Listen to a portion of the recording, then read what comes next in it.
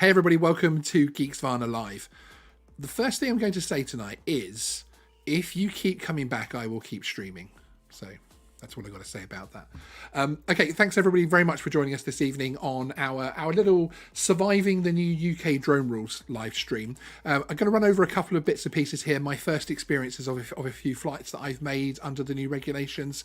And also, we're going to be working through a couple of things that people have been asking for, which is taking a closer look at the Drone Assist app and UAV Forecast. And we're actually going to have the apps live and working on the screen in front of you so that myself and my co-host for the evening, Andrew McQuillan, say hello, Andrew.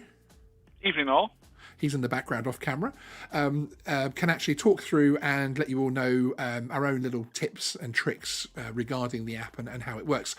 I've had a lot of requests for that, especially to do with the Drone Assist app, but I also wanted to show, especially anybody out there who is a beginner, a few more things on the UAV Forecast app as well. We've also got some viewer videos. We've actually got a new thing called the Geeksvana Takeover, which if you go to our community tab, if you run a small YouTube channel in the drone or tech niche, and you've got less than 2,000 subscribers, there's actually a link in our community tab where you can apply to have one of your videos played out on our channel. A lot of large channels have helped me over the last a year to establish my channel, which I'm very, very grateful for. And I wanted to pass that on to other smaller channels as well, so take a look at that. But I'm going to be playing a few of the videos out which we've been sent so far, just clips of them, but they will actually appear fully on the channel at a later stage. One thing I wanted to address very, very quickly is on our last live stream regarding this, which feels like such a long time ago now, doesn't it, on the UK drone rules. I seem to stream every night in the week run up to Christmas, and then I disappeared over the Christmas period, but there you go.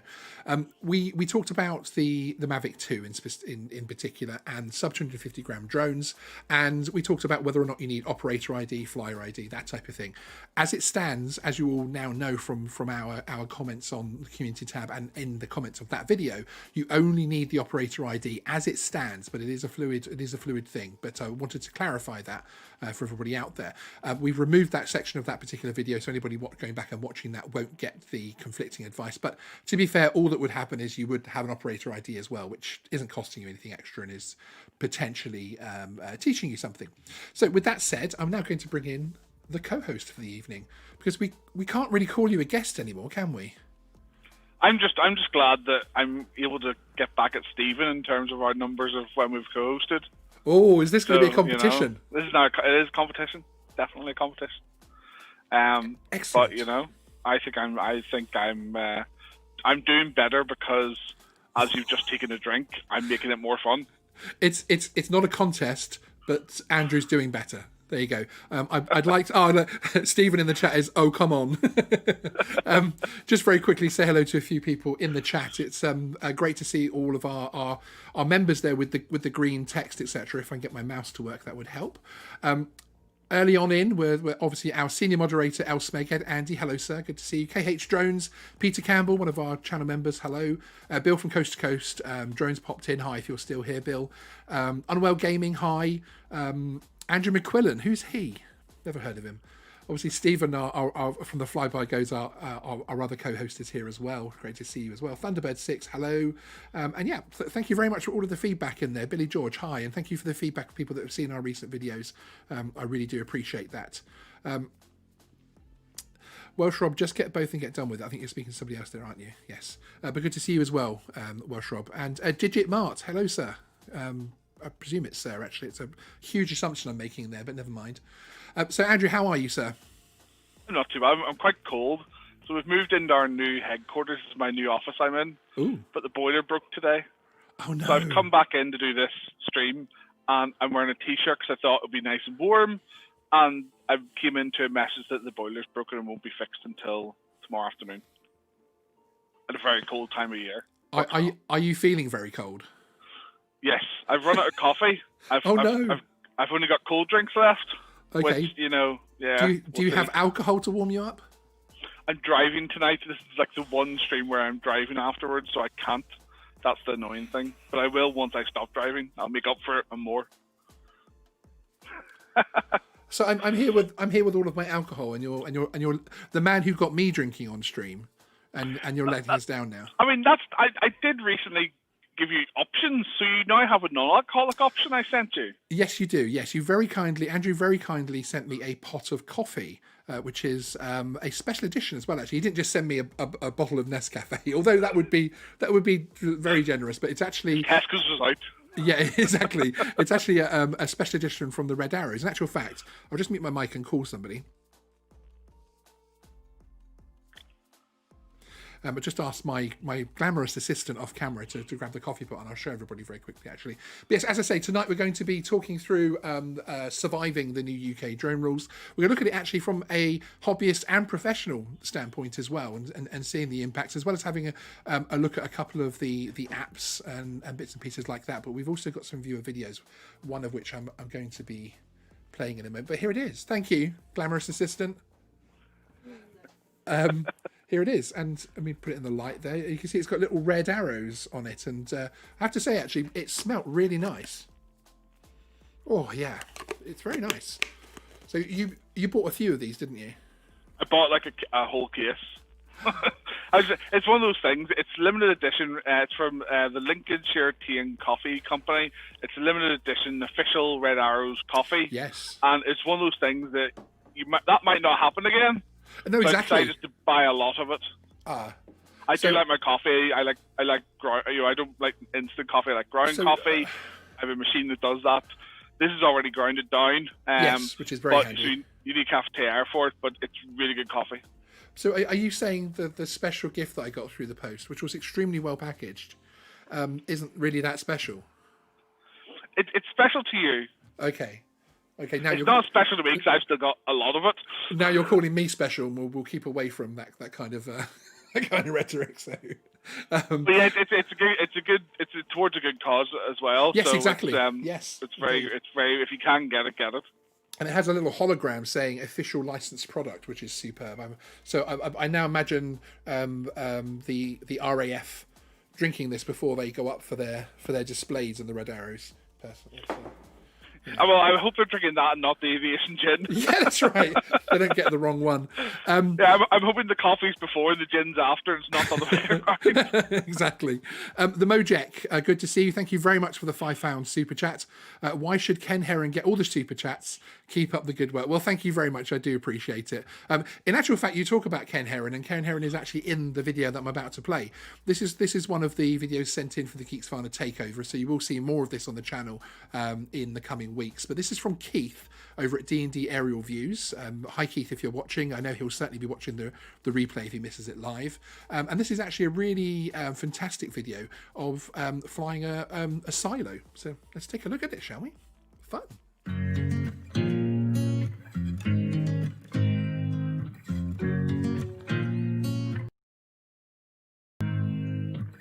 You make me nervous. I might be hooked on you. All of the things you said to me, it seems like you like me too. We can take it slow, make sure we do this right. Canceled all my plans to be with you tonight.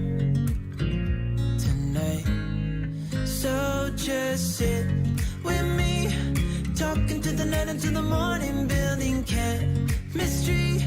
I don't think I ever wanna go, come closer next to me. Trying to find another way to say this, but I think we were meant to be.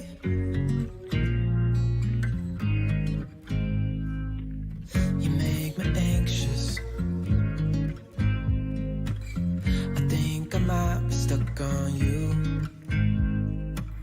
I love the things you did for me. It seems like you're dropping clues. There's no need to rush, so let's just take our time. Dropping everything, 'cause you're stuck on my mind. So just sit with me, talking to the night until the morning, building chemistry. I don't think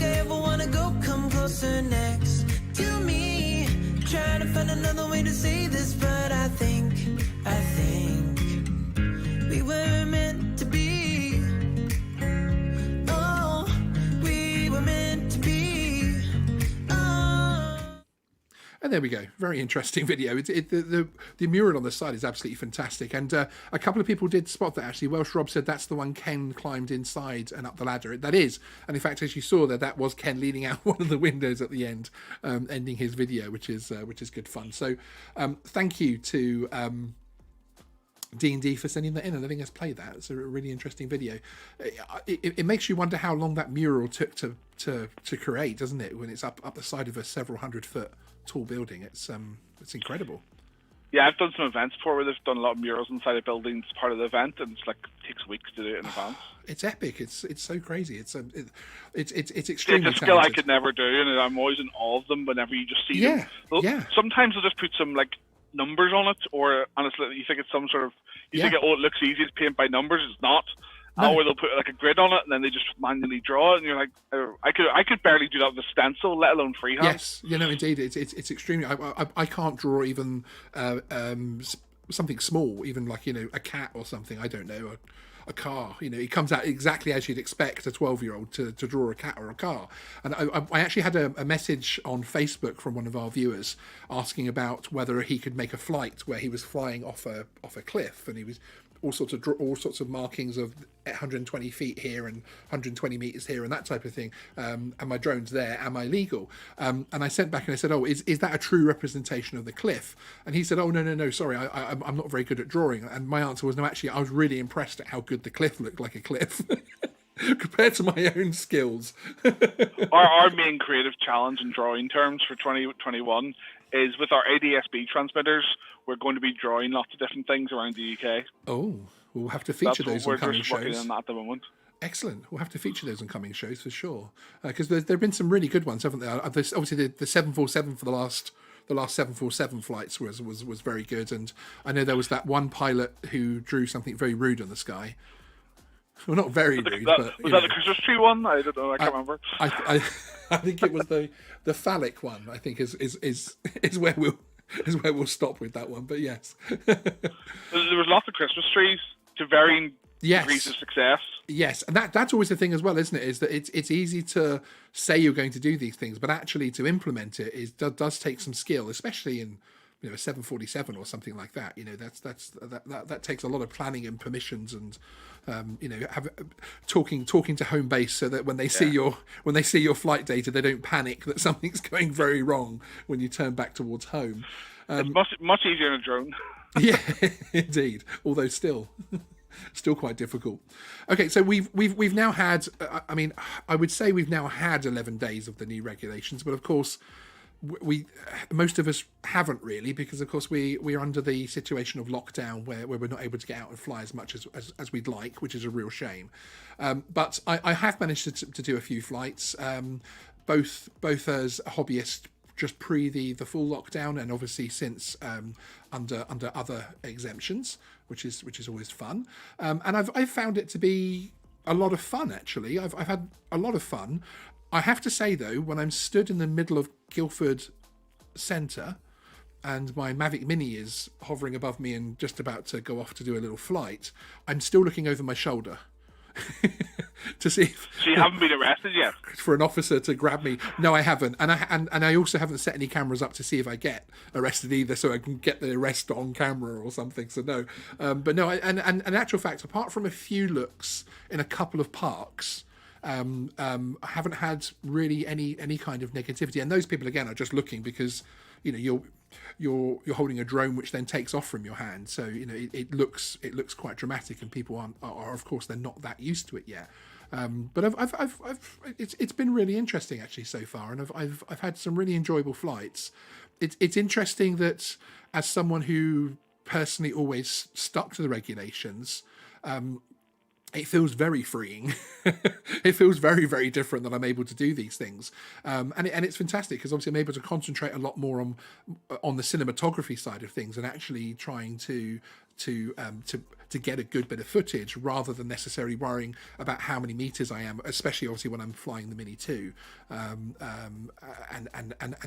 what I'm doing too much, because of course my takeoff positions are miles away from high streets or any kind of crowds of people and that type of thing. So it's been freeing, it's been good fun, and I've probably in this short time enjoyed the hobby more than I have done previously. So it's good that obviously when lockdown ends and we're all a lot safer, hopefully, as long as we don't get too many Mavic Mini 2s flown into the sides of hospital buildings or crashing into school playgrounds. Yeah, hopefully it'll continue that way, which I'm certainly looking forward to. I think with hobbyists especially, I think it'll be more relaxing to fly to an extent in urban areas, because you have a way of proving you're legitimately there in terms of the CA side with your A2. Yes. So I think having that ability to swipe away those concerns from public or whoever, I think that means you're just, as you said, you feel more free because you can just go and fly. Yes. And get on with it and enjoy it more and not be worried. Yeah, exactly. That confidence is fantastic. I found that when I sat the A2 CofC, that gave me a lot of confidence. Previously to that, once I felt like I really knew the regulations, that gave me, and once I'd really practiced flying my drone in a field, I felt very, very positive about it. And it is freeing, especially, as I say, when you're flying something the size of the Mini. It is fantastic. KH Drones UK, hi, good to see you. Just answering a comment from the Mojek saying that there is a lot of different opinions on that, being whether you can fly your drone during lockdown, and that he's emailed the Cabinet Office for clarification, which is a good idea, but not had a response yet. But if you're allowed fishing, then why not? It was unfortunate that the very kind serving police officer that gave me a quote as far as whether you can fly in lockdown, and Andrew's trying not to smile too much. He did mention it's the same as fishing and you can't do that. And then an hour after he gave me the quote, fishing was part of a U-turn and you're now allowed to fish. It's an interesting one though, but of course this is only you could fish with your drone? Yes. Oh, my comments. Oh, you have to go read the comment section for that video, because some of the ideas are fantastic. Bait dropping and things, and literally fishing with your drone. Having the drone over the lake whilst you hold a fake fishing rod, or just pick up a branch of a tree as a fishing rod. Some of the comments and humorous suggestions of how you could do that is still pretty funny. Didn't Unique used to have like a wizard thing or something for the Typhoon that looked a bit like the bottom of a fishing rod? Yes, I remember that correctly. Yes, yeah, it was. Pulled that. Yeah, exactly. but I would just love to stand by the side of, and I wouldn't do this. This is purely a theoretical comedy sketch of myself stood by the side of a lake, flying my drone over the lake, and then an officer comes up and says, "What do you think you're doing?" And I turn around and I say, "I'm fishing." That has some humour in my mind, right up until the point where he quite rightly fines me and sends me home scolded. But I can see the issues here from the point of view that obviously fishing, you are self-contained and you're obviously sat on the side of a river or lake, etc., and you're not really moving off, and you're not going to hopefully come across too many people. Whereas obviously flying a drone, you may have to go and recover that drone, that type of thing.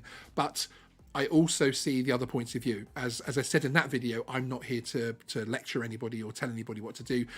I thought that was an advantage, because the people that we talk to are actually the kinds of people, as police officers, etc., that you're going to come across. These are the people that you're actually going to be talking to when they come to say, "Hey, what you're doing." So I thought it was a good exercise in that point of view. But it was also interesting to hear in the chat, in the comments, people who are disabled, that it's very important for them to get out and that type of thing, and the droning really helps them with their mental health. There was a former soldier who has PTSD, and droning is his zen place, frankly. So he finds it very important from that point of view. So it is interesting. And of course, there is always the discretion of the officer that's speaking to you. And, there is a difference between flying a drone in your garden to flying a drone in a packed park, which is packed because everyone's trying to exercise in there. So it's, again, there is going to be some kind of variance in there, but certainly going by the best that I can personally ascertain, going by the strict regulations, which could even get stricter very soon, as he says, he hits his microphone. There we go. It's now still. I would recommend against hobbyist flying, but as I say, it is just an opinion. Didn't really want to go down that line too much, but there we go. But I decided to. This was an interesting point, because this has come up in conversation with myself and a few of my friends who fly drones, but also people in our comments section and channel members, is that obviously with the Mini 2 now, having so much freedom, being sub 250 grams, and not having to worry about separation and that type of thing, and it's it's got a good 4K, decent 4K camera on it, especially for a hobbyist. What the advantages are of holding an A2 CofC, and obviously therefore flying a slightly larger drone like the Air 2 or something like that. Do you have any opinions on that? I think without the specific drone itself, even if you don't need A2 for what you want to do, and we talked there about you feel more free going out now because you have A2, because if you get challenged, you can easily bat it away. There's nothing to stop you getting any of these to be able to do the same thing for the appropriate category you're flying in or below. So from my perspective, if you have an A2, you just get rid of people who just say, well, there's something with a CA logo on it, that means I'm legitimate. That resolves it and makes it more fun as a hobby. Yes. If you're using the fishing analogy for recreation, you're supposed to have a permit for fishing in some areas. So if you show the permit, they'll go away and leave you to it. Yeah, no, indeed. And it's the same thing with the drone. To make it as easy as possible to access the hobby, it's sometimes easier just to go through and get something like that to make it easier to go out and do what you want. Exactly. So I just, no matter what the drone is, even if you don't need to have it, I would recommend that you have it just to make it easier for yourself and make it less hassle. Yeah, as Adrian Shipley, one of our channel members, hi Adrian, good to see you, is saying in the chat, I think if you get the A2, it gives you genuine authority, and that is true. It does give you, as Andrew's saying, something with the CAA logo on there to say, you at least know what you should and shouldn't be doing. So then hopefully those people will respect that more. Yeah, and I think it's not so much as showing the police it, but the public, for example, because when you're in a park, most of the times I've seen people being interacted by the public in the park is concerned about not the drone itself or that crashing, its privacy and that sort of thing. Whereas everyone in the UK pretty much recognises the CA logo. They're a very high-profile agency since the Thomas Cooks and all that crash, where a lot of people had to get home via the CAA. So they've got a very good positive image at the moment in terms of the UK population. So to see that logo, legitimate logo on there, and it's an official document, depending what sort of style, if it's a card or the digital ones and things, that really the public will recognise that. It's not like you're having the RE logo on there. Well, obviously it is, but that's not what they're going to recognise. Yes, no, indeed, they're going to recognise the CA logo and say that's and it does look like a pilot's license, doesn't it? The A2. To an extent, and it's also I think it's a case of they could go online and see the samples online, and therefore go, that looks like what I saw. It also means that we're going down a route where police can verify those details remotely without having to go there and things. So it will just bring so less hassle for people out flying. Yes, exactly, and I've also found the information that I took on during the course has given me a bit more confidence as well. Even learning things about cloud type and what to look out for and that type of thing actually does genuinely give me a bit more confidence. When I look at a weather report now and I look outside my window, I am able to tell if the weather's likely to change and that type of thing, and actually that does give me a lot of confidence, because it is something I used to be concerned about is what if the weather suddenly changes and that type of thing. So it's very good. And of course the other thing I like about, I'm not trying to sell the A2 right now, obviously there's no link going in the description or anything. The other thing I like about it that I think is positive is the fact that the cost has come down. My first video that I did on why I chose to do the A2 CofC, they were £250 courses at that point, and now you can get them at under £100, which I think is pretty reasonable, frankly, for the amount of. I think it's pretty fantastic. Reasonable. Yeah. I mean, I would say those look like short-term offers. That looks like sort of I want you to go with us. It isn't going to stay that way, and I think that's because there are so many. One thing I would say, everybody knows that I am a fan of and a channel friend of UAV Hub and Mr. MPW. We've done collaboration videos, etc. with him. His course is very good quality. Do have a look around on Facebook and Trustpilot, etc. for recommendations. Look beyond people on Facebook just saying, go with this people because they're great, because sometimes they're not there necessarily independently, shall we say. Not making wide accusations, but in certain circumstances I have seen that. Have a look at the company and what they actually offer for that specific A2 version of the course, basically, because they are differing. They really do differ. The one tip I give people is I've taught or continue to teach sort of higher education level and more in various different topics. And the one thing I would look at is how is that course going to be delivered to you? Yes. Because a lot of them have really good ways of doing that, in my opinion, but some have styles of doing things that are more like Word document based and assignments, which may not suit certain types of people, depending on how you learn. Exactly. If you learn, there's all these different styles of how people learn, so it's very much important. Don't consider the price as much, but I would strongly consider how that course will be delivered to you. Yes, absolutely, and again, I go back to the UAV Hub one, which a couple of people in the chat are saying that they took, and I did enjoy that because it was a video based format. There was a bit of learning as well, and then an exam online, in person exam to make sure you really do understand the answers that you're giving, etc. So I think it was good, and a lot of the companies are offering a lot of mock exams now for you to try before you take the final one. And one question that people have asked a lot as well, which is a good one to touch on, is that what happens if you fail?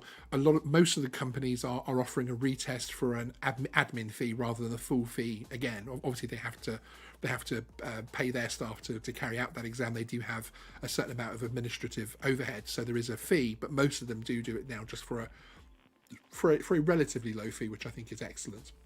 Well, one thing to also mention as well is the CEA brought in the remote online learning for A2 because of COVID, not because it was the way it was going. There's nothing yet that I've seen in writing to say it will continue to happen after COVID.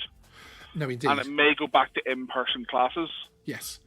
So because there is a benefit to that, isn't there? Because in actual fact, pre-COVID, I was going to take the PFCO course, and then obviously all of this came up, and I decided to step away from that to see what will happen. And I have to say, I was looking forward to doing the classroom PFCO course from the point of view that I do think that, again, that is another level that the educator can ensure that the student's taking things on board and that you can really get a feel for their competency. I really think it's the networking bit as well. So if you say you live in a region out of the UK, let's just talk Cornwall for talk's sake. If you're in Cornwall, you probably, apart from Facebook, you may not have that much physical in-person exposure to other pilots, that much. Yes. So I really think that the in-person is better from the point of view of it will help you through the course a lot quicker, in my opinion, because you got better support. Absolutely. And when you're delivering a course, it ends up you give examples of real life, or what would that place down the road, or whatever, and you'll also get the network of people. I still am in touch with 5 out of the 12 on my original PIFCO course, awesome. And that was I went to Edinburgh to do it just because I wanted to do it quite quickly. Yeah. So it turned out someone else from Northern Ireland had gone to that, and we're still in touch. He actually emailed me the other day because he wants to start getting into swarm drones. Wow. And That's but amazing. it's the networking from going on courses in person. Whenever COVID's gone, which hopefully will be this year, remember that networking thing is worth its weight in gold. Yes, absolutely, and the contacts you make, and if you think back to any industry that you join as a trainee, those people that you hang out with in those early stages are the people that you remember. Those are the relationships that you build. So you're 100% right there. Thank you, Brandon Rain, for your $2 super chat. Really appreciate it. He says, "Hope your year is going well so far." It's going okay. Thank you very much. It's 2021 promised a lot, and it is so far being a good little year. So hopefully that continues. He says, of course, 11 days into that year, or technically 10 days into that year, but we'll have to wait and see how that pans out. Okay, we have another video to play out, which this one is from Stephen from Skycam Video. I'm sounding a bit like a radio DJ when I introduce these. He actually decided to make a video, and we're only going to play an excerpt of this video, but he decided to make a video to find the source of the River Lune in Cumbria. in the UK for those of you overseas. And this is a clip from that video. It's fascinating.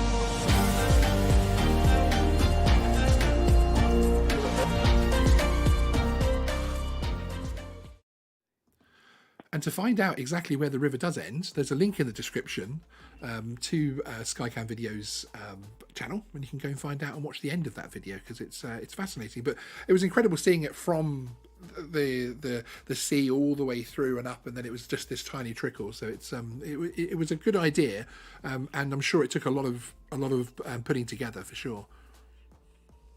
It looks really good. I work in Cumbria quite a lot normally, so definitely want to take the drone up there next time. Definitely. Just one comment that TA Air raised, which I noticed while the video was playing out, and he said, with the open category, does this mean everyone who has a sub 250-gram drone can fly in recreational areas, i.e. a park, even with people in the area? If so, will this will be chaotic for the future? And yes, in loose terms, one of the things to stress about all of this wonderful excitement about the sub 250-gram drones like the Mini is that you still have to fly safely. You still have to fly. You know, the new regs are part of a much wider aviation law, the Air Navigation Order. We said this the same with when we were discussing remote ID last night, that you can't just look at remote ID, you have to look at the whole of the US aviation law. And you do have to fly safely. So yes, that is true, but and I agree with you about the potential for a chaotic future, but of course you can't fly over crowds of people, and you can fly over people, but you should ensure that it's done in a safe manner, so i.e. not hovering over them, and the conversation that you'll all remember from the last live stream on this subject, where a drone moving, of course, if it does cut out, is going to take a little bit of time to come down, whereas one hovering is just going to fall on people. So yeah, I can see your point there, but I think as long as people also operate safely and not just say I'm in the rules, then and I'll, if I'm in the rules, I'll do what I want. Then the hobby will be safe, frankly. So I think that dystopian view of the parks will be packed full of people doing drone flights and things. Yes, drones can be an element of sort of socially distant, even without COVID, because you want your own bit of airspace to go and do that in the park and things. Yeah. I think integration with other commercial users in the airspace, I don't mean doing a filming or a roof survey job, I mean the drone deliveries in the future. That's where that dystopian thing comes a little bit true, not fully to that extreme, but I think, don't worry about the other hobby users. I've not met someone yet who's happy their drone crashes into another person's drone.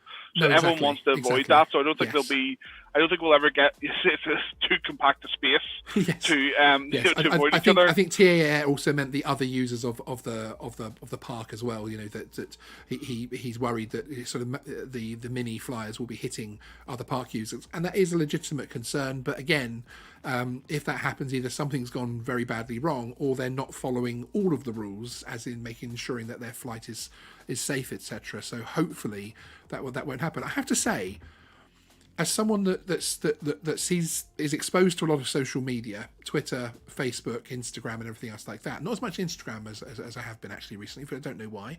I've been impressed actually so far by the flights and things generally, and the understanding and the conversations that are happening out there of people talking to each other and helping each other with the rules.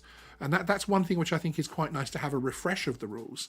That when someone puts a comment, when a new drone flyer puts a comment on a Facebook group and says, "Can I do this?" they don't just get 100 people saying, "Oh, you're stupid, you don't know what you're talking about."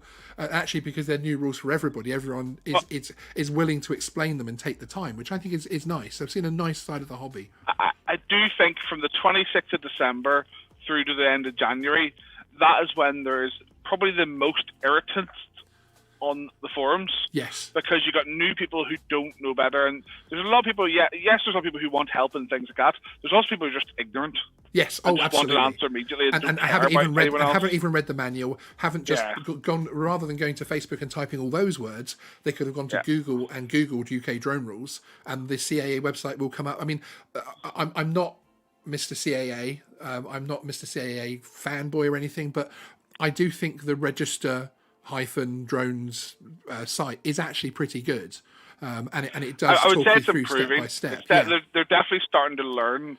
Yes. CA, the last leap was a good aspects. one, wasn't it? Yeah. The last leap they made was a good one with a bit more graphic-led content as well. And I don't think it was a bad thing putting the number of questions up as well, personally. If you look at the CA, I have advertised recently for a whole new communications function. So I think that you'll see the communications department of the CA gradually improve in the next sort of 6 months. Yes. So I think they've realised they're now very behind the times in that. Absolutely. Unwell Gaming. And before we move on to discuss the app, because I do want to move on to that before it goes on to too far this evening. Unwell Gaming brings up a point of wouldn't FPV be more likely to collide into someone due to the nature of the hobby compared to the camera drone hobby? This is an interesting one, and I'll get Andrew's take on this in a second. But my view on it is that the reason you see more camera drone issues in the press, and that there's often more concern about the camera drone side of things, is the amount of distance those drones can go away from you, so people are more tempted to go beyond visual line of sight, but also the ease of nature of access to that hobby. A camera drone hobby, even without reading the manual, and I do not suggest you do this, you can turn a DJI drone on and fly it. It will hover itself, it has stability, etc. So it's not going to go anywhere. With FPV, because it's mainly manual, I mean, I know you get some that stabilize now if there's a problem, and especially one that's coming up quite soon. But in the main, it is fully manual flight. And also, of course, you will have built that drone, so you'll understand it. You would have tuned it with beta flight and everything else like that. So you tend to find, in my opinion, because the access to the hobby is that much higher, then you tend to find you don't get the issues. And of course, FPV is so much closer, generally below tree height and that type of thing. Would you agree with that? Yeah, I mean, I think FPV is actually one of the biggest untapped areas of drones. I have the benefit of coming into I've never flown FPV yet, but like there's one hanging above my head in the office because I was safety officer for the Drone Racing League when they were doing public shows. So I went around the world with them doing different shows and things, and I know what their drones can do, and we put safety measures in place to protect people from those. Yes. Because we wanted to be someone to be literally right up against where it could crash and not have anything happen to them. And we did that, and it worked really well. So yeah, you have to understand that drone and what it can do, and you have to involve testing things. So yes, if you have built it, you may have an understanding of that. It's one of those things that, I used to build computers when I was a teenager because I didn't want to pay Dell inflated prices or anyone. Whereas that doesn't mean I knew exactly what I was doing. I just knew that bit goes there, that bit goes there. Yeah. And, so I don't think it applies to everyone fully about but the self-builders typically will have more. Typically, yes. I would say the model aircraft the people have the percentage most of people that don't know what self-awareness. they're doing are lower, aren't they? Because whereas because you can just go and buy a DJI drone and fly it instantly, then you do tend to have more issues from that point of view. You really have to get to sort of in one with the drone. But Yes. I do think a sort of a hybrid FPV that would have more stabilization and sort of get you out of trouble, I think that will be a benefit to the FPV community, but also will help people bridge in safely into FPV flying. A hybrid FPV drone, that would be quite cool, wouldn't it? Yeah. Maybe a manufacturer like DJI would like to listen to that and bring something out. Happy to trial anything they produce. I mean, happily. Yes, you have in front of you here DJI. Anyone from DJI that isn't watching this, you have below here a professional drone pilot who would happily bridge the gap between FPV and camera drone flyers and produce some fantastic footage, actually, because he does have the skills and the experience to do that. Durbin commented, how do you feel about the fact that anyone can go to a local shop and buy a drone and fly it without even being aware of the rules exist? Should it be mandatory for rules to be included in the box? There is a leaflet which are in a lot of them now, but I know what you mean by that, and I do agree with you that it is, in my opinion, too simple. I think that's because the technology raced ahead of regulation for a little while there, and now that regulation is starting to catch up with the technology again, which is why we feel, I personally feel, that's why some feel in the hobby that we're over-regulated now, is actually possibly because previously we were under-regulated. But again, that is just my personal opinion. There's going to be a lag as well. So we've just we're 12 days into the new rules so far. Yes. The key thing is the rules it was up against the wire in terms of would those rules actually be enacted to an extent because of various things, and not just necessarily Brexit, but other delays and COVID and things. So the manufacturers haven't really had a chance, given that the drone you buy on the shelf has been in the process of being sold for months. Yes. So I think the problem has been, if you're not seeing leaflets in there just right now, that's unfortunate, but it's probably the changeover period. Yes. These are all growing pains. These will be resolved. You will see better leaflets in there. You will see better videos out there and things to help and support you in that, and for each drone type. No better videos than the ones you have to give them a few months because typically, whenever I've bought some DJI stuff before, you could say you buy it in September, but it was assembled in February. Yes. Exactly. Which is the same as cars, etc., isn't it? So no, it's an area that I think will develop, and I think we will see more steps to ensure people are aware of what they should and shouldn't be doing. Well, I think now there's dedicated websites. I mean, if you look at the A2 qualification, it's got a QR code. Yes. I think it's all going to go down the route of QR codes. That's the ideal way, which takes you to the relevant current website. Because then if things do change, it's not a printed leaflet that is only as good as the day it was printed. Exactly. It's the current rules. Yes. And the challenge is getting those websites up to the required level. The CA don't have drone social media channels. Maybe they should look at that. Maybe that would help. Because you could easily have a CAA channel. It rings well. CAA, if you want to sponsor Geeksvana, you know where I am.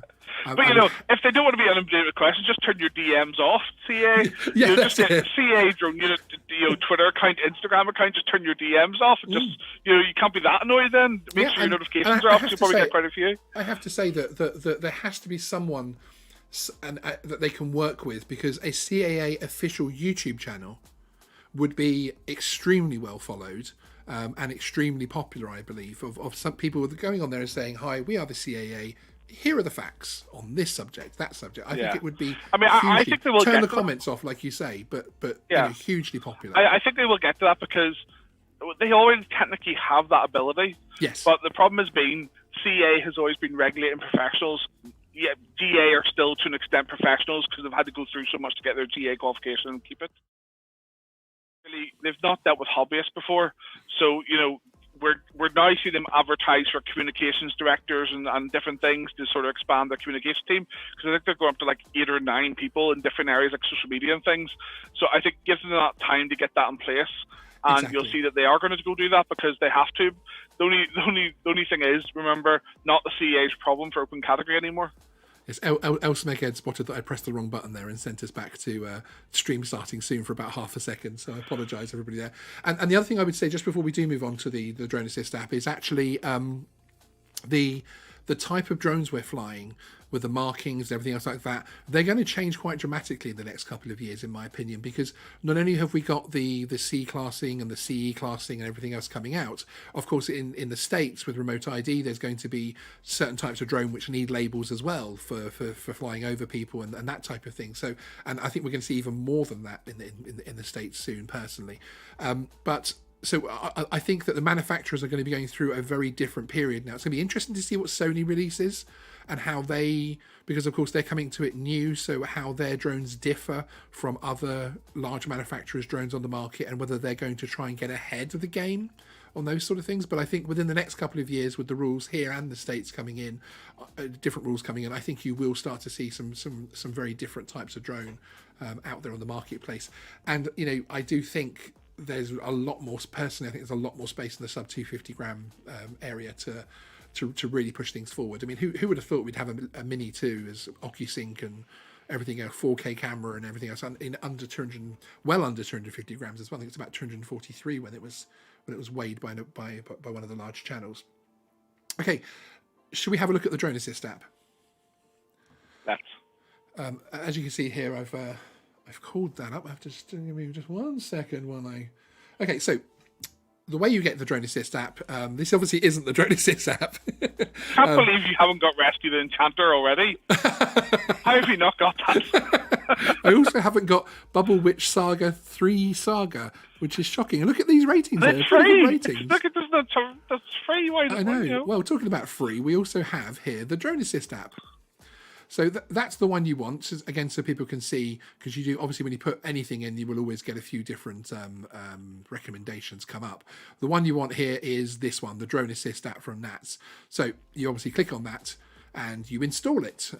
I've already installed it. So I'm now going to click open. I'm just going to pop away very quickly because it will actually give my my last location where I was flying. It's not where I'm based, but it's the last location where I'm flying in. And I don't like doxing myself online. So yeah. Not Dubai, tell you that much. Actually, I will go back to it very quickly and show everybody. When you boot it up, you'll be asked to sign in and everything else like that. And every time you go into it, you'll be asked to either read the full terms and conditions or that you understand. Look at that, I'm straight into a high-risk area. So I will just boot that app up and then come away from my last location. In fact, I want to zoom it out a little bit. It'd be good to ask everyone in the chat, how many of you have this installed? Yes. If you're UK based? Put a 1 in the chat if you have it installed, a 2 in the chat if you do not. And you're UK based? Yes, and you're UK based, of course. Put a 3 if you're not in the UK. Yeah, and you have it. Okay, I'm now zooming. I'm actually going to have to restart the app, so bear with me just 1 second because it zoomed itself in and unfortunately it's not for Ireland as well. Yeah, and it isn't that. It is for Northern Ireland but not for Southern Ireland. Yeah. Republic of Ireland. Yeah, but it doesn't have can I plug an option for the Republic of Ireland? Please. So there's a RAE which I did all our pilots did their stuff with in the south of Ireland called Fly Right, which is FLYRYTE, and they have an airspace map. Yes. And it's that good. When we're applying for airspace approvals in Ireland, we use their system. So if you Republic of Ireland, if you're looking, use the FlyRight system. Oh, Lindsay is saying the app image is really fuzzy. It's coming through clear on the signal we're sending out. You might need to refresh or click the little three dots to move it up to 1080p. We are currently streaming at 1080 30 frames. I normally do 60 frames actually, but it's moved itself down to 30 frames. When I recorded something earlier and then forgot to change it back. Oh. So here is the scene that greets you. This is obviously the scene for people that are looking at London, and then as you can see, you can move around and look at different various zones. Now this obviously looks a little bit scary when you first sign in. It's just zoomed itself in again, which again is a little bit frustrating. But obviously all of these things can mean very different things.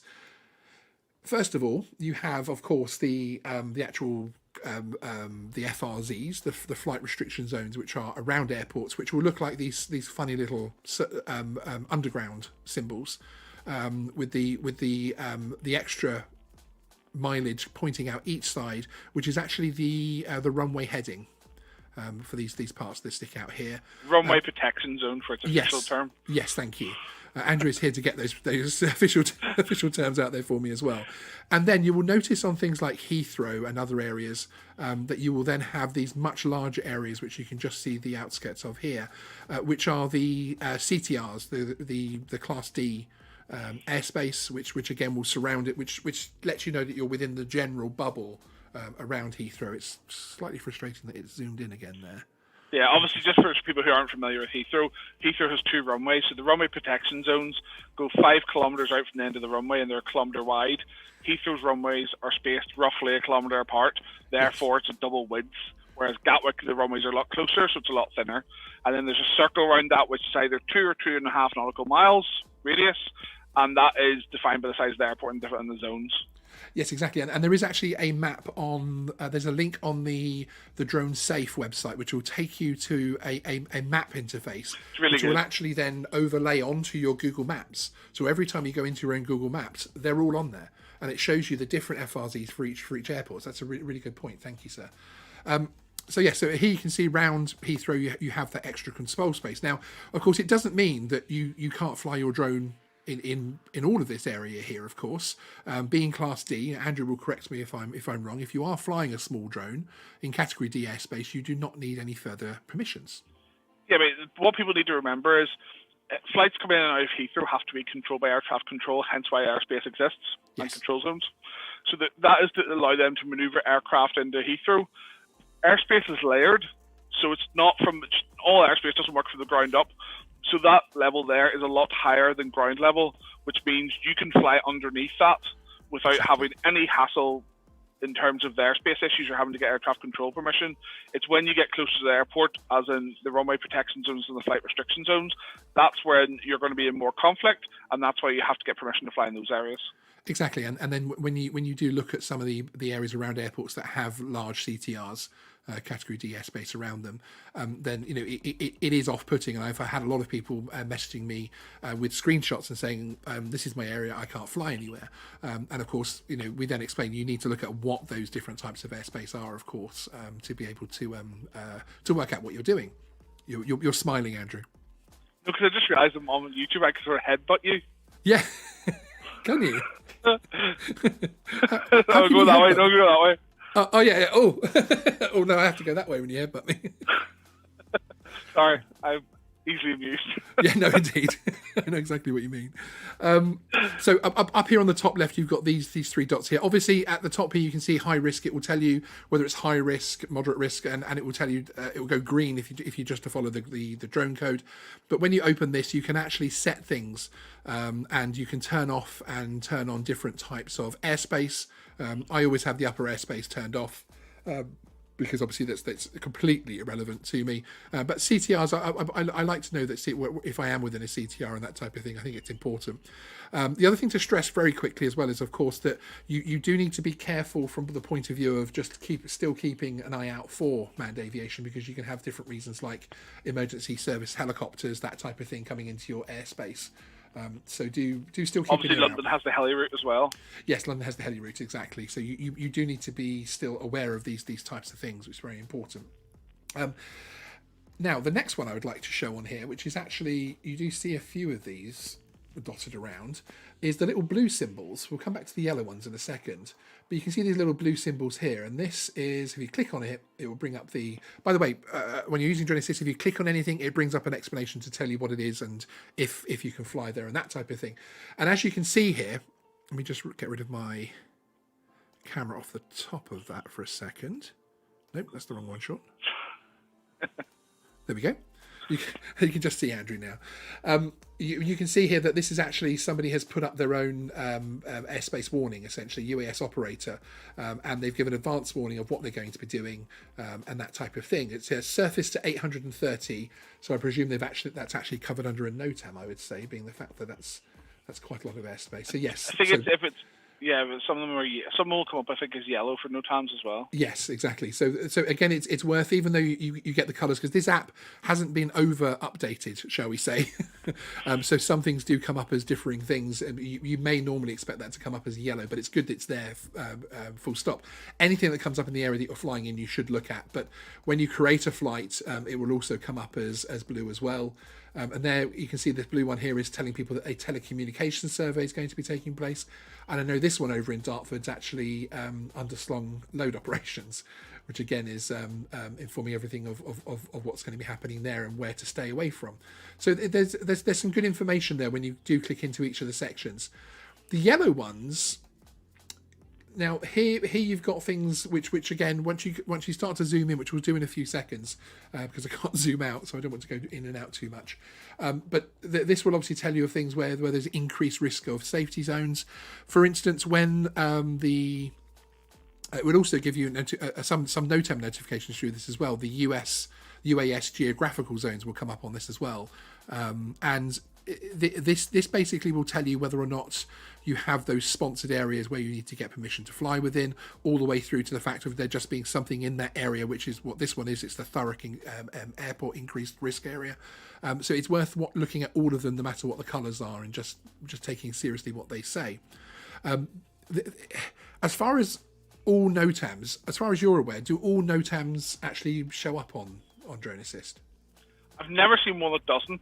Yeah, same. I mean, it's a relatively automated process. I think it's possible for them not to, isn't it? But because I always say have Skywise subscribed. Just remember, the NOTAMs will not. The NOTAMs will only show up when they're valid, or sometimes I can't remember what the settings on Drone Assist is for how long in advance.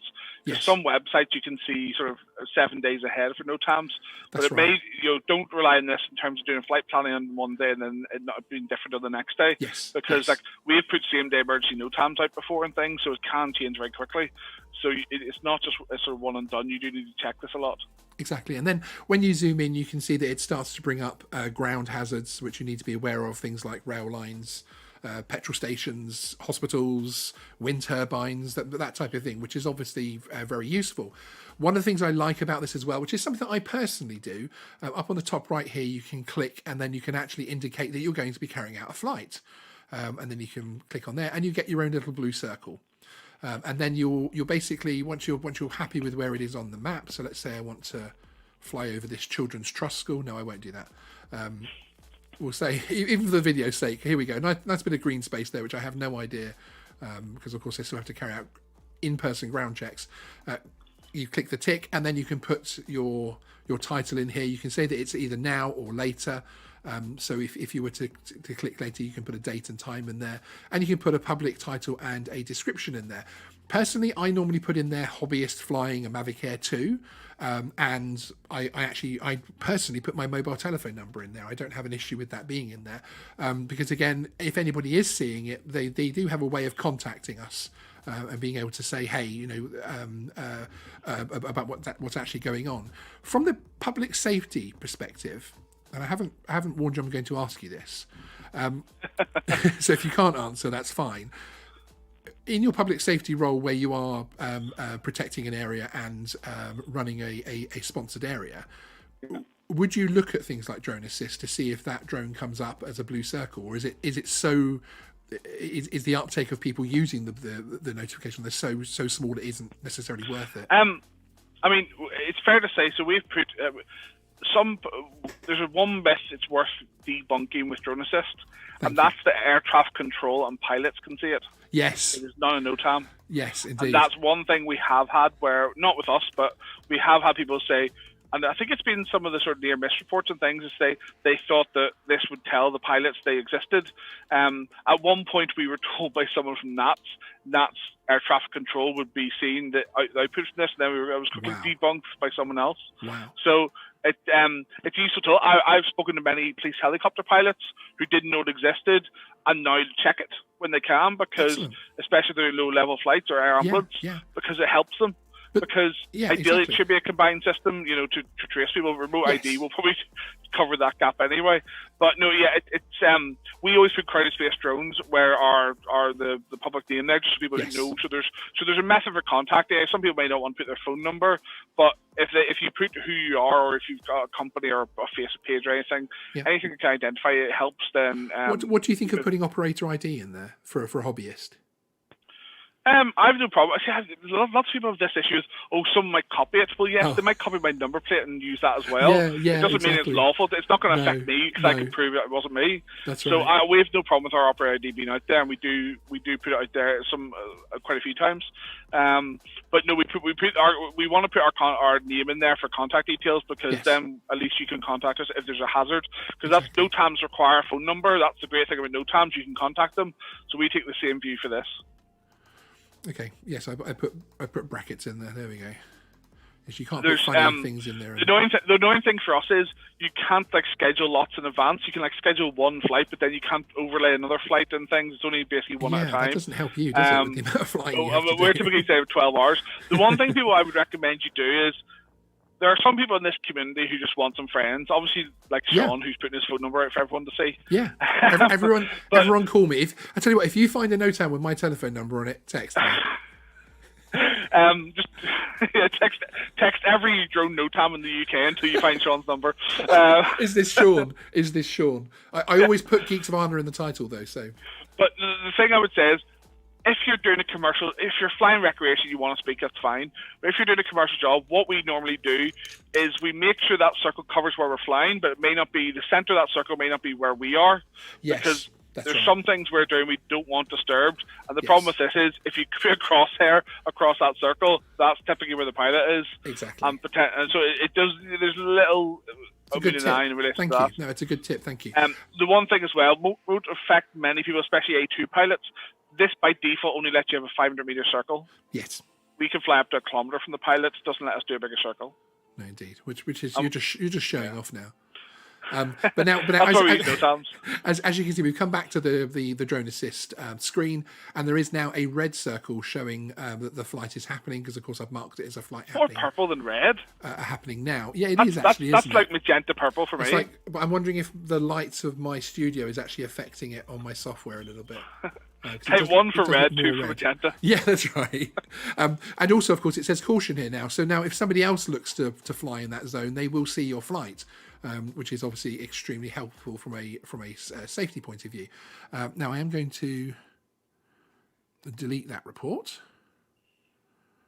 Do you know, it shows that I don't actually normally delete my flight reports. I think you're legally required to go and do that flight now. Do you think? Shall I get in the car? And it's going to be a bit of a while for me to drive there, so we might have to wait. I did put in the comments. That could be an interesting live if you leave your phone live on the screen. Yeah, that's right. Yes, I'd have to do an awful lot closer than that is, frankly. So that is a short rundown of the Drone Assist app.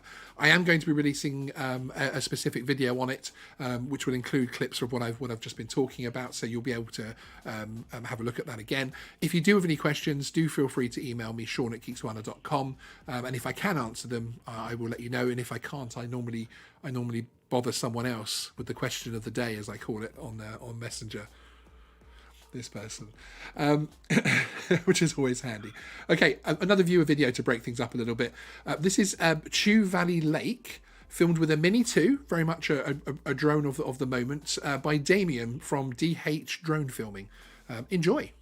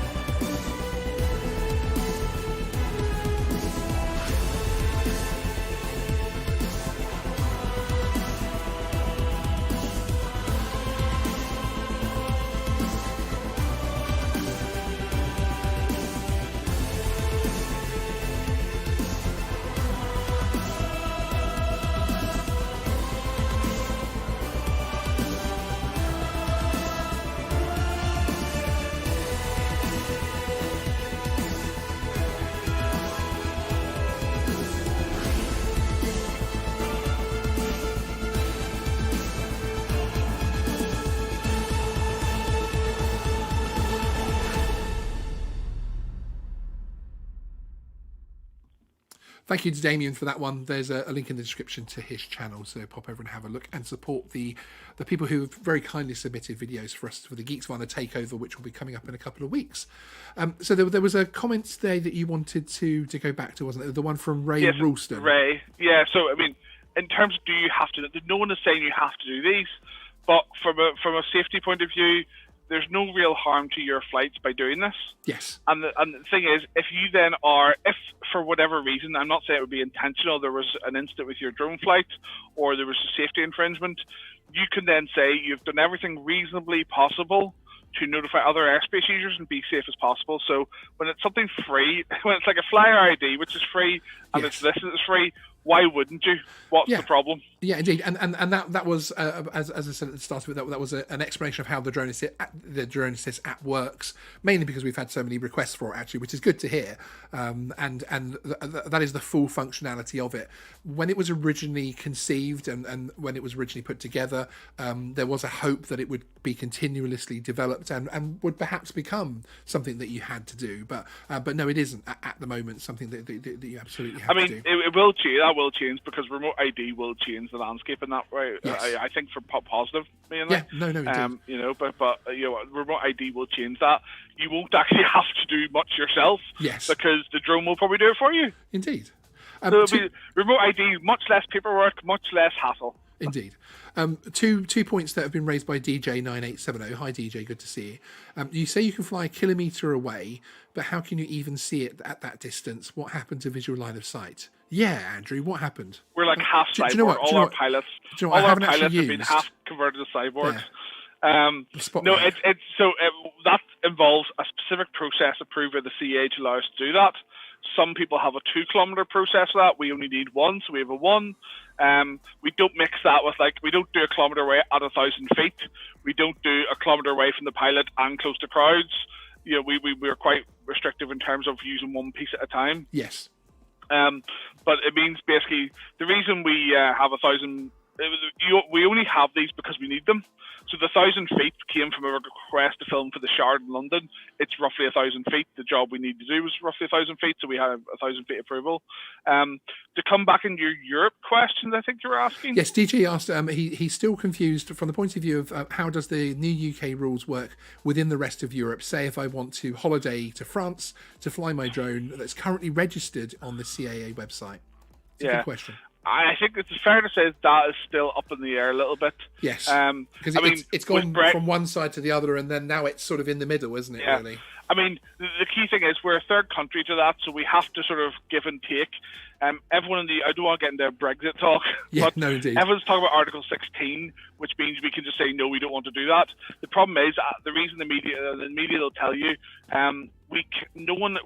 Boris Johnson will probably not implement Article 16 because there's that much still to negotiate with the EU in terms of rules. We've only got the basics done. Drones and things will form part of that to an extent.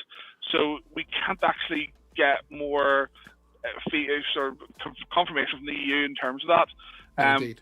So, the one thing you could do, we're lucky because we've got other countries' approvals, like Republic of Ireland, they're still in the EU, so we're just going in through that route. So if you're really stuck, go to somewhere like Ireland, do your test online, and then go via Ireland or go via we should get clarity on that. Country. So yeah, we should get clarity on that within the next. It will probably be months rather than weeks before we get full clarity on that, won't it? But I don't think anyone's going on holiday around Europe anytime soon. That's right, exactly. So I think we're quite lucky. Hopefully, by respect. the time that we're allowed to, it will have been sorted out. Because there was a situation where we were going to be not even adopting; it was going to be the EASA regulations. We were going to remain a member of EASA when the UK left the EU. That was then changed. So then, of course, it's the UK adoption through the CAP 722. And from that point, there was a little thing there where the CAA said they're going to charge for something happening if EU flyers, if EASA aviation wanted to do something in the UK. And, of course, that meant that they wouldn't recognise our certificates. So, but now things seem to have, the agreements in place seem to be a lot more friendly, shall we say.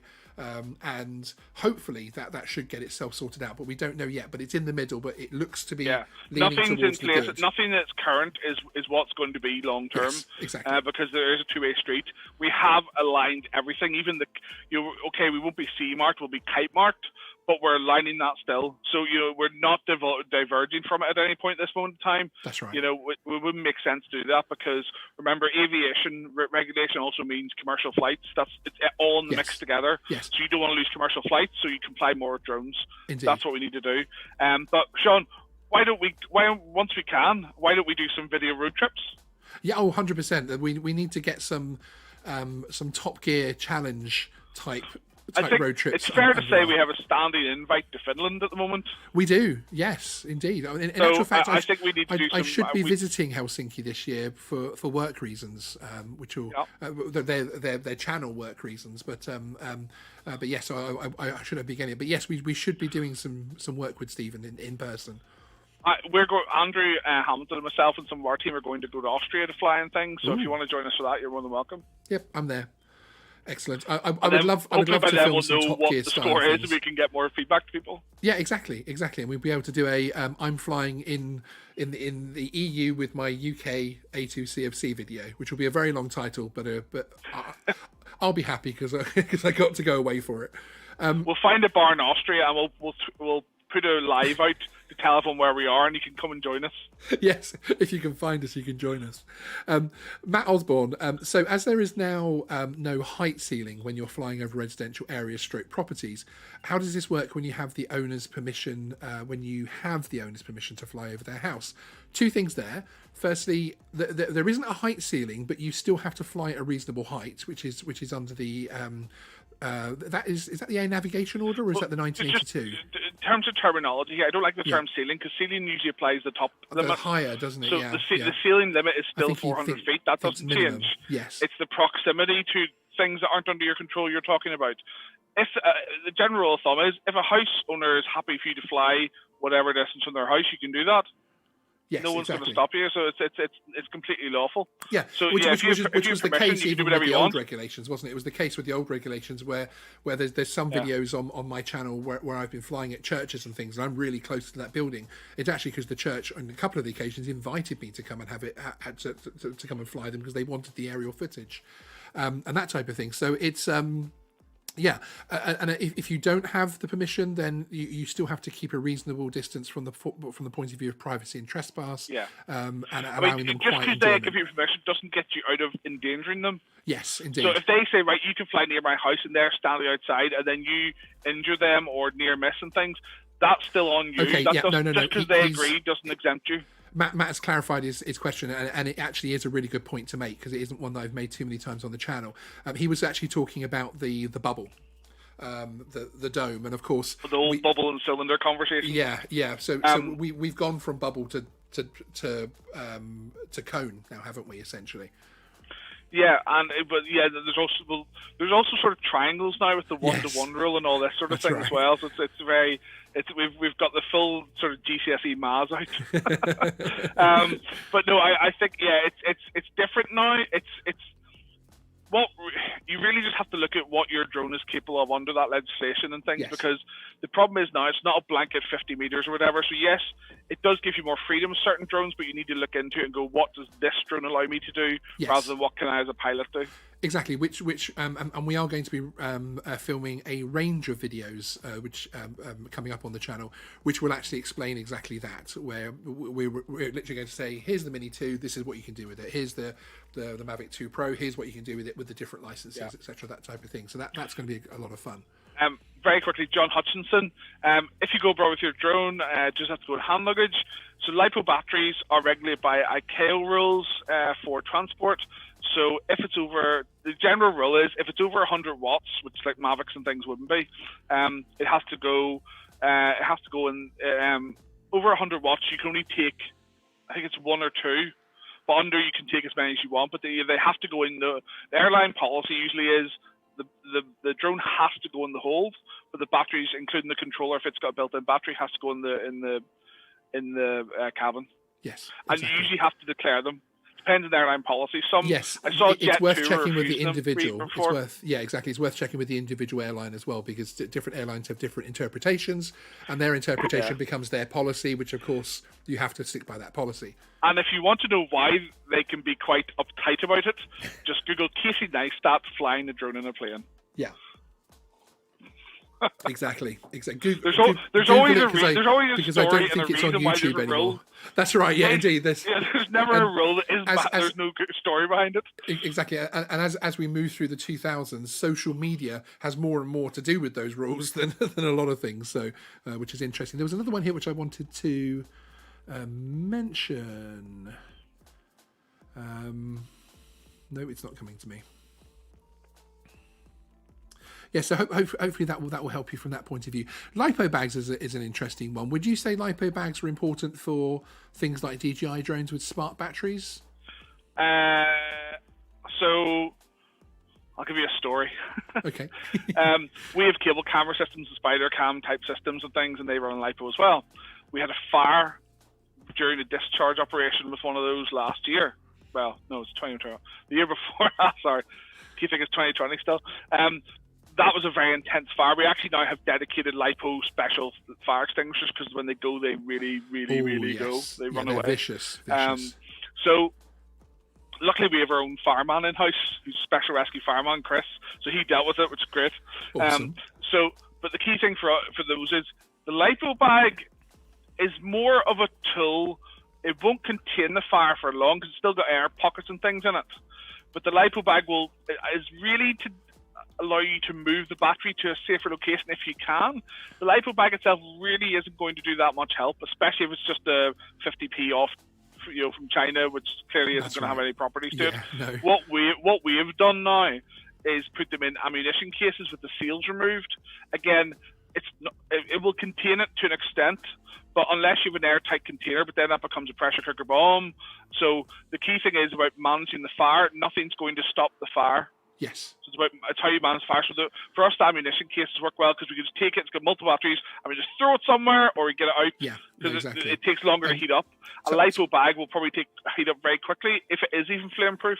Yes. So it's not about stopping the fire, it's about containing the fire to get you that battery out of where it is. I'm touching wood when I say this, that I have all of mine. I have a drone cupboard. And I have all of my batteries on one of the levels, so that literally, and it's actually very close to to an outside door, so that I can get out as quickly as possible. If I decide to go near them at all, of course, should anything actually happen. Well, one of the things we've just moved to this new head office in Belfast, and we're moving to a new one in London in probably March, and we've bought loads of the Nest Plus smoke alarms because they do like pre-smoke. Absolutely. Where there's just very fine amounts, so it's well before commercial smoke alarm, and they're all linked to everyone's phones on the one account. So the key thing for us is that they're across, there's like 4 or 5 here just to cover battery charging areas and storage areas, because you want to know as quickly as possible, because you will lose a building with those. There's lots of examples online where you will lose a building. Yes, no, indeed. And yeah, I mean, there was a case just before Christmas of someone's entire house burning down. Please don't store them in the root of your fire escape, because if you store them like at the bottom of the stairs or in a cupboard near the exit, that's going to be the hottest area of the fire. Exactly. Battery sheds, not so good. Sheds and garages are good and negative. So one thing is temperature regulation. So obviously garages and sheds can get very cold, not very good for batteries. You want consistent temperature throughout the year. So try and find somewhere that sort of works for that. How about we design? How about we design a special sort of square cat flap, and then we have a box that sits on the front of it, and you have an eject pulley to eject them out the window if anything starts. That sounds like a really good idea for a crowdfunding project. I wonder if we've got any examples of how that's worked. About how well crowdfunding works. Well, yeah. What website should we use for that? Or Indiegogo, perhaps. Yeah, or what's the cube one? I can't remember what it's called. Crowdcube, is it called? Yeah. That tends to. I'm sure there's never been any problems with Indiegogo. I'm sure it's a highly reputable microdrone thing. Yes, well, there you go. So we can launch it in there, and we can be in production for quite a while. Yeah, exactly. We could be in production for 10 years until it's a completely irrelevant product and no one has Windows anymore. Reese Smith, sorry, that was a very inside joke to the channel. If anybody that's new to the channel, if you are new to the channel, please hit like and subscribe. Sean, if it doesn't work out, we can just go back into the previous stage and Indiegogo no notice. Or wait until Indiegogo forces us and then never admit publicly that that's what happened. Yes, indeed. Reese Smith has asked, actually, do you think the retroactive classing will happen? And that's an interesting one. There was an article put out by DJI, and they were talking about the EU EASA certifications, of course, and they was basically saying our drones are already fit within those classes, and we are hoping that, depending on who they choose to do the labeling and that type of thing, that ours will be retroactively fitted. It's important in my video that I put out on that as well. It's important to remember that blog post was written for the enterprise level drone flyers, so they were talking to people that are going out and buying tens of thousands of pounds worth of gear. They didn't want those people to stop flying those in these 2 years we've got in between, and they were saying we will be able to get you labels. Of course, you could just slap C4 on everything. I mean, it's not just going to be about labels. I mean, everyone's looking at, yes, based on the current, but remember, everyone is bringing in remote ID. America's just launched theirs. We're about to launch the UK one. The European stuff is already coming in bits and drips and drabs. Yes. France are always quite advanced with that. So remote ID will play a function in this classification going forwards, because it'll be a mandatory requirement. So if you have a drone that you can't fit remote ID to, you're unlikely to be able to get retrospectively mark that in the future, in my opinion, because it's not just about what the current standard is. We've got 2 years of this plus. Yes. So it's whatever comes out in that period. If you can't remote ID it, then it's unlikely to actually comply with anything in the future, and you'll be kicked out of that. And I'm very hesitant, because manufacturers really want the previous drones to be accepted to an extent. Of course, yeah. And that's to the extent, I'm not to say there's nothing malicious, but it's propaganda from them that they want this to happen. It's not a level of fact. It's it's purely exactly what they want to happen, and them saying we are compliant. Yes. Look what happened in American politics when people try to make massive statements about what was and wasn't going to happen. So it's the same hitting thing. The mute button with American politics. Yeah. Okay. So the key thing is, do not trust anything you're told at the moment in terms of retrospective markings. Yes. By anyone, because no one knows the answer. Exactly. Again, it's exactly. Unfortunate. So have fun with the drone. Yes, and because try not to buy one until you have to buy one. Yes. But yes, there's a C4 category, but that basically means you can do very little with it, comparatively. So just start saving. Yeah, get exactly. a piggy bank. But also remember that the Mini 2 is hopefully going to be, and the sub 250 will hopefully be available indefinitely. That could change, of course. The word indefinitely doesn't mean guaranteed, but that could change, especially based on how everyone uses their Mini 2s this year. So please be careful. And because exactly what you're saying is true, because Parrot actually put out an official release saying, oh, it's okay because the Anafi is already CE marked. But of course, what they mean is it was CE from the conformity CE marking, not that it was numbered a drone. So there is sadly, it's a very similar wording. Yeah, indeed. There's probably a lot of lost in translation from French to English and things as well. That's it, exactly. But, just to call it two questions, the M0 Jack, is it Mojek? Mojek, yes. ADS-B is not what everyone's looking at, because an Airbus A380 doesn't know the difference between a drone and another commercial aircraft. So ADS-B is one faction of it, but it's not being used as the main route all countries are going down now. And then there's another one there. Where was it? Someone said the Mavic Air 2 already has remote ID. It has AirSense from DJI, which, again, this is the same thing as remote ID. DJI said, well, this is a really good system. This will solve the remote ID issue. No one has selected that as the solution yet. Yes. A, because it's from one manufacturer, and B, because it actually doesn't it tells you there's a plane, doesn't tell the plane you're there. That's right. It's in with other out. drones. So, yes. Yeah, exactly. It's called AirSense because it's just sensing around and telling you what's in the air. It doesn't do any broadcast capability. Remote ID is not an inbound thing as much. It's more about the broadcast capability, because remember, remote ID is the route map to drone deliveries and those type of projects. Yeah, no, indeed, exactly. There are some questions regarding national trust as well, obviously knowing that bylaws restrict take-off landing. However, if you take off land on a public footpath, across private field is permission still needed to film via that's a bridle way or right of way. Remember, those are set in law for walking. Yes. Not for other things. Like, I can't build a house on it just because it's a public access, or I can't build a structure. That's so right. the key thing is all land is controlled. So Scotland, the only difference is in Scotland, yes, you can pretty much do what you want because their rights of access over land in terms of trespass and things are massively different to the rest of the UK. But England, Wales, Northern Ireland, every land is owned or operated by someone. Typically, if you don't know who it is, it's probably the county council, or as say like Crown Estate, especially if it's coastal. So they are the ones that the permission has to be given from. Yes. It may be there's a blanket permission given for that area or whatever, but it's Yes. there's no land out there that Yeah. no one owns.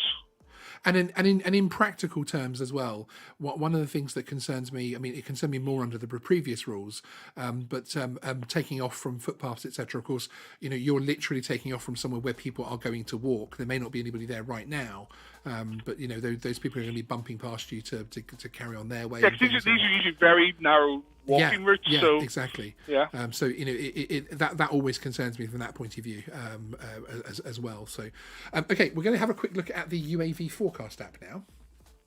So back to the Rescue the Enchanter, which I still haven't purchased. Where's the Geeksvana app? Do you know what? In all honesty, I have actually had a couple of goes at that, and that's all we'll say. It's either extremely expensive or yes. I'm going to make a prediction. It's going to say it's cold. Do you think it's going to say it's very, very cold? I'm just checking on location again just to make sure. Yes, no. We're going to say not good to fly. Yeah, there you go. There you go. So this is a slightly different view of it. As you can see, it's almost a phone turned on side. The things on the right hand side would normally be on the bottom of your phone. This thing on the left hand side would normally be at the top. So just bear that in mind. And at the moment, it is saying, updated a few seconds ago, that it's not good to fly. So it will give you things like your weather forecast, which again, it's showing you the different things there, the wind ratios.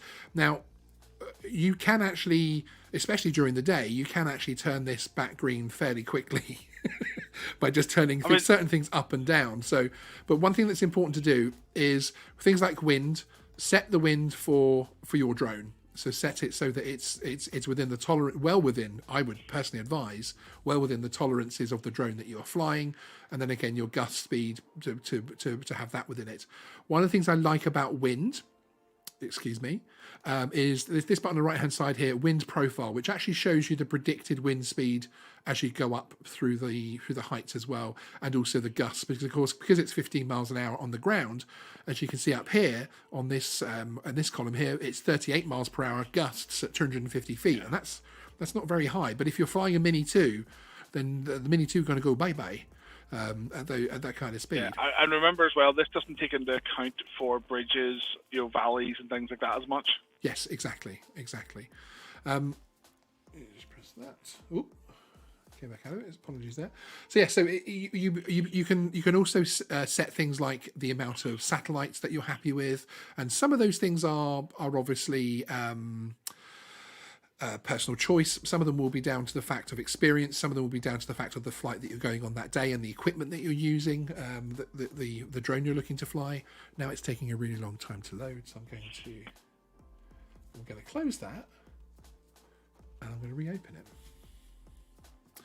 So again, thank you everybody that's joined us this evening. I really appreciate seeing you all come out. I'm hoping you're finding some value to this. Here it is again. So again, yes, there are some things you can change there. You can also play around at the bottom here. There is a little marker here which allows you to change the time. Obviously, we're quite late at night, so it's not giving us much time there. And you can, without the subscription side of it, you can point to the following day, which I think is quite handy as well. But again, these are predictive things, so it's good to check it. And again, it's not something you have to do. This is just a good app which has quite a good amount of information for you. Can we just take a straw poll with everyone watching? KP, 1 if you know what that is, 2 if you don't. The KP, the sort of middle level, far right. Now, the only problem with straw polls, you didn't have to wait for people to answer. Here we go. We're getting quite a few, enough ones to explain it, certainly. So, KP, in your words, please, sir. So, KP is, I don't know what the actual sort of full name, I can't remember what the full name of KP is. It's basically essentially it's space weather. Yes. Which sounds awesome, doesn't it? Yeah, it does. And it's all about the. Feel free to correct me if I'm wrong, because you're the NASA expert here. But it's about the solar flares from the sun causing GPS interference. Yes, that's right. Essentially, yes. And it is, when that's high, it is noticeable. The drone is not as stationary and still in the air for us for perfectly fine drones. So yeah, it does affect it. So KP is one we would always, if you're having issues with the drone hovering exactly still, go look at the KP for the day. Exactly. And that is an important one to look at as well. That's one of the ones that actually our friends over at those guys, Novice Quads and Herman Phantom Flight 101, always talk about checking as well. I know Lawrence is the KP index. He's really got himself into trouble. He's noticed very big differences. There's been some days where that's been massively high, and everyone's like, "Yeah, you see the forums go, I've had an issue today. I've had an issue." And everyone's like, "Well, did you see the space weather was high?" Yeah, exactly. Space weather. So then you can also act really cool with your friends and say, okay, I'm going to go flying my drone tomorrow, but first of all I need to check the space weather. I just think that sounds pretty cool. I don't know about you. Who supplies this data to confirm this? Is it the Space Force? Let's not talk about the Space Force. Okay, I'm now going to divert from that and play another viewer video. This is from Adam, the drone dad. This is a video I really enjoyed watching. Now, this is a 7-month period showing the corn from being planted through to being harvested, and the drone's recording the different parts. Obviously had a really good battery, before you say it, Andrew, but let's enjoy it.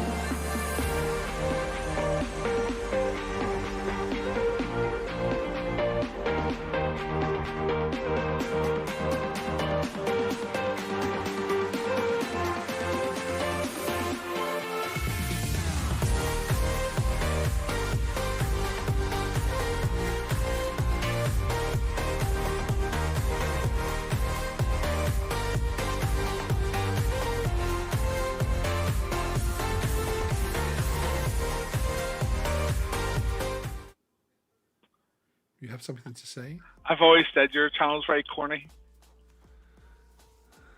Okay, we seem to have lost the connection to Northern Ireland. Apologies, everybody. Crowded Space Drones was a friend of the channel. And they still are, of course. Thank you very much to the drone dad, Adam, for sending that in. That was really fascinating. There's a link in the description to all of the videos that you have seen us play out this evening, as I completely ignore that.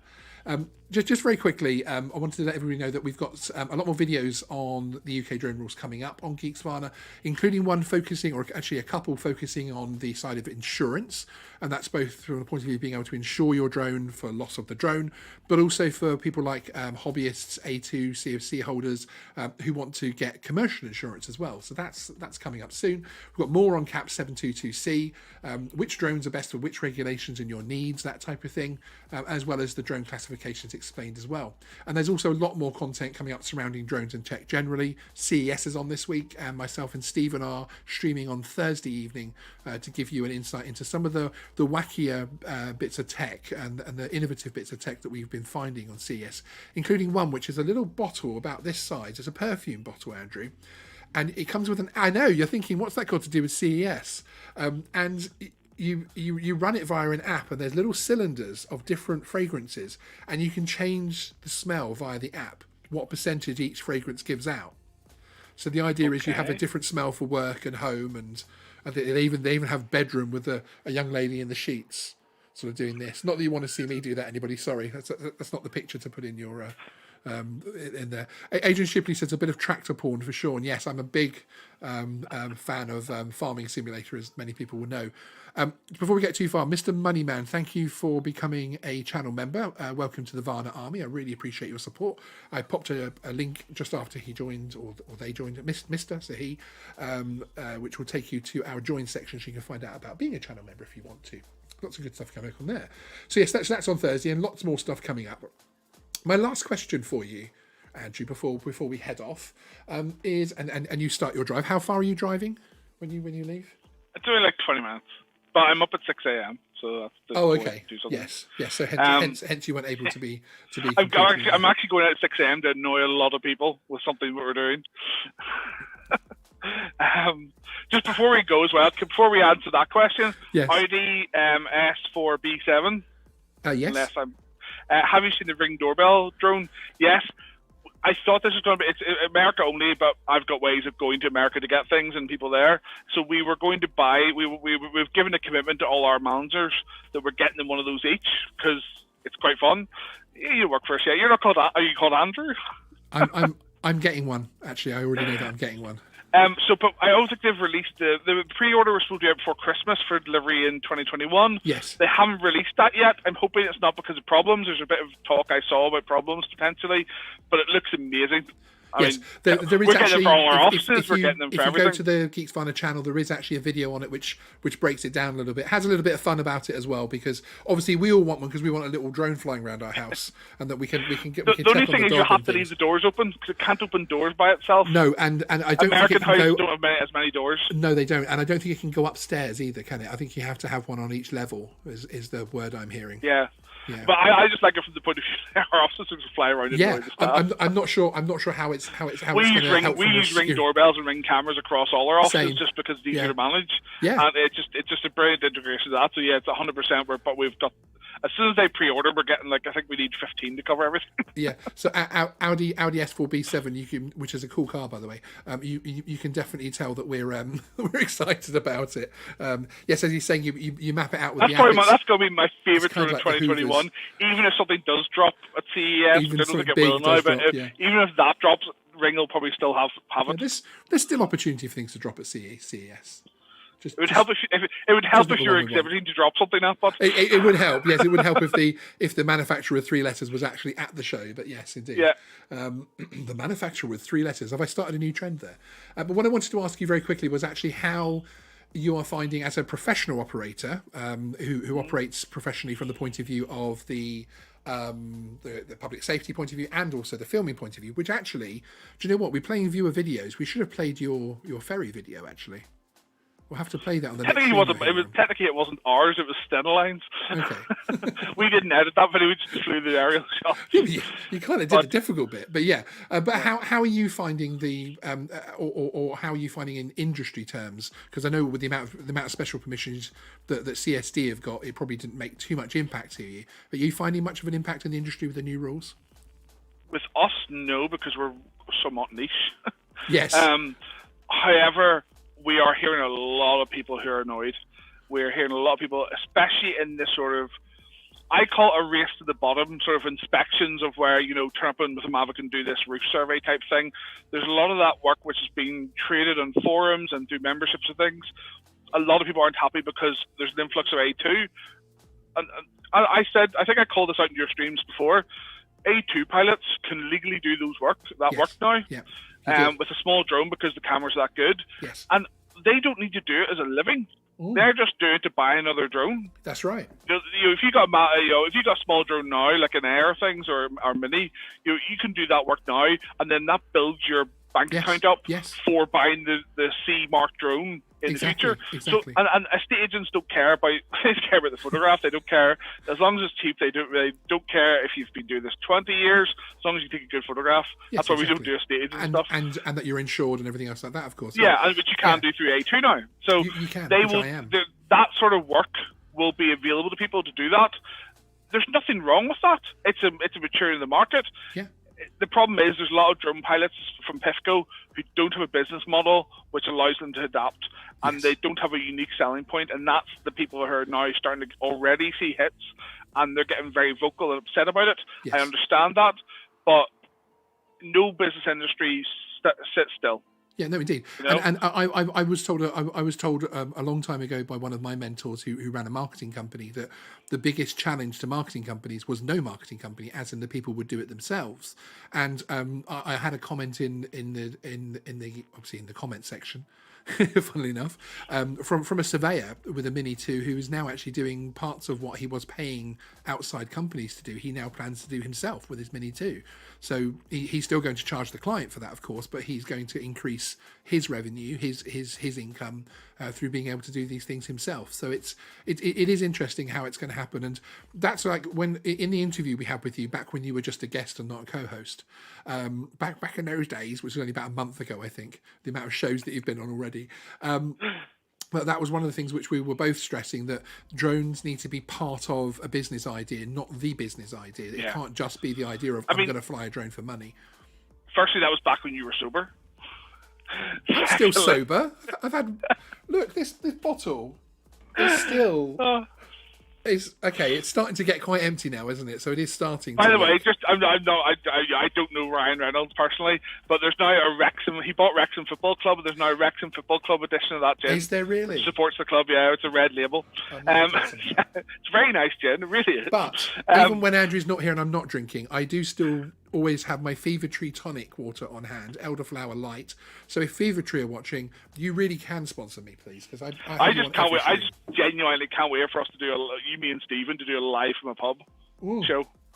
That will be very messy, won't it? But no, I think with all the new regulation, what I think is what people are forgetting is jobs, not can I be a company? Yes. Because what we're now seeing is drones being adopted, and people will be able to get jobs in many companies as drone pilots. Like we're alone adding between 6 and 10 drone pilots onto our books over 2021. We've already started adding jobs on now for different roles and things, and that's what we're doing. Lots of companies are going to be doing that because we have the experience and the depth, and the clients we're a safe option, we're a trusted option because we've been working with us before, so we can expand and create jobs with drones. Everyone just thinks from the freelance perspective of I want to work with my drone. Why don't you work with someone else's drone who'll buy you the latest one all the time? Yeah, exactly. So that's the freelancer mindset needs to go, because a lot of this work, as somebody just pointed out about why doesn't the estate agency do it themselves? They will, but the estate agent may go, we've got a big enough portfolio, we'll hire someone to do the drone stuff as a drone pilot. Yes. So, there's lots of work is going to come about. Amazon will need pilots once they start doing their stuff. DHL, UPS, they're all doing it. They're all going to need pilots. If you want to, everyone says, I want to be a drone pilot. most of them I've never met. No one's ever really said to me, I want to be a drone pilot because I'll be a millionaire. Yeah, They no, say, indeed. I want to be a drone pilot because I like drones, I want to fly drones. Yeah, Why indeed. don't you? Yeah. You just don't do it for yourself. You do it for someone who will give you a secure, stable income. Exactly. Very well said, sir. Well, thank you for giving us that insight. I really do appreciate it. And I want to thank everybody for coming into the chat. We've had a great audience in tonight, and you've all stuck with us for an awful lot of the show. I can't answer every question as they come up, unfortunately, in the chat, but I will be going through, and the questions you ask in the live chat directly affect future shows. So when I go back through, I do list down all of the questions and go through it the same as we try to answer all of our comments. Haven't been able to do that recently, thanks to all the wonderful views and traffic we're getting. So thank you very much, everyone, for that as well. But we will base future shows on the questions that we're getting and that type of thing as well. So as I say, I really appreciate you all being here. And we'll let Andrew get off and prepare for his early morning before he turns into an icicle. And we'll see you, myself and Stephen, we'll see you, myself from the UK and Stephen from Dubai, to talk about CES in Las Vegas. It will be a very international show on Thursday, 9 p.m. In the UK time, which is 4 p.m. Eastern. We'll see you then, guys. Thank you.